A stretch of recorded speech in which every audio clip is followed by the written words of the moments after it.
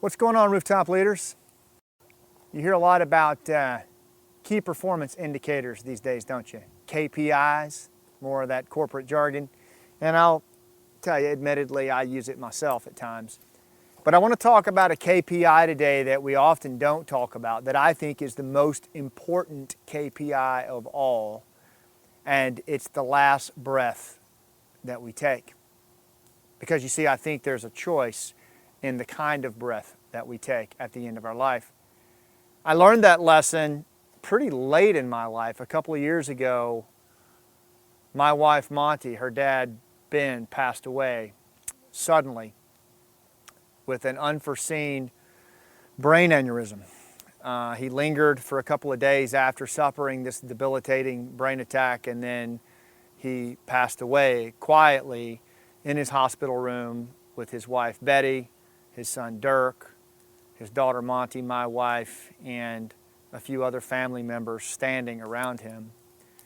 And one of the things that I noticed as Ben took his last breaths on this earth was that his belly would rise really high on the inhale, and then it would sink on the exhale, just a complete release, a let go.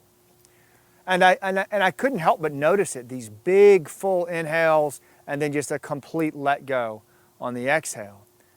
And it moved me so deeply because it was as if you could see the images and the love and the emotions and the events passing through the synapses of his mind and in his heart as each breath. It wasn't labored, it was full, and then it would let go. And I told myself in those quiet moments that that's how I wanted to breathe when I left this world. And the more I see going on in our society today, the more I see happening all around us, the more I'm convinced more than ever that that's what I want to do. Because you see, in combat, I've been around people who took their last breaths, and it wasn't that. It was a shallow breath, a breath of regret where they felt like they had not lived that full life, and as if it was coming in on crashing them, that they were out of time. And it was quite a contrast. And I believe that for all of us, no matter what occupation we're in, what industry we're in, what we do for a living, how much money we make, at the end of the day, at the end of our life, all of that is reduced. All of that is gone. All of that material focus, all of those things that we were told were so important, they're pulled away. And we are simply left confronted with the last inhale and the last exhale that we'll ever take.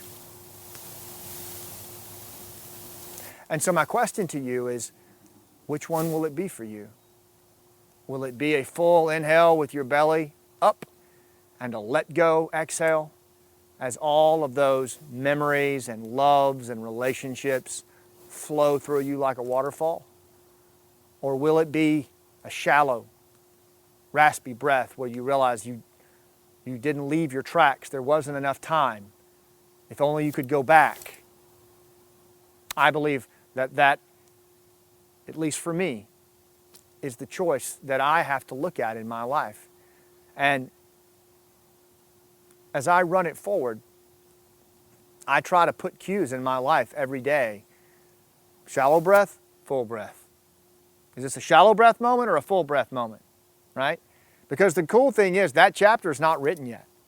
That chapter has not been determined yet. We can still write that chapter, and we can use full breath, shallow breath as a guidepost to help us navigate our day in the tactical moments, the day-to-day, when it's so easy to get caught up in other people's agenda. It's so easy to get caught up in the overtly materialistic transactional obsessions with the modern world. It's so easy to let the ancient brain in this high-tech world get caught up in the distractions that other people put on our mobile devices or the 24-hour news network. It's so easy to treat our neighbor with contempt that one normally reserves for one's enemies, as Sebastian Junger says. All of those, I believe, contribute to those shallow breath moments. And we don't get those breaths back. I think if we just look at those as examples and just do the opposite, just look at the small moments, the touch point moments in our life, invest in those when risk is low and nobody's looking. Because I really do believe that in these crazy, chaotic, low trust, disconnected, distracted, disengaged times, if we just slow it down, if we do what Jean-Louis Rodrigue coaches me to do, which is say out loud, I have time.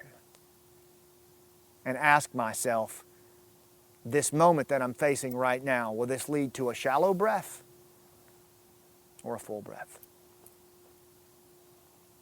Thanks, Ben. I miss you. I'll see you on the rooftop.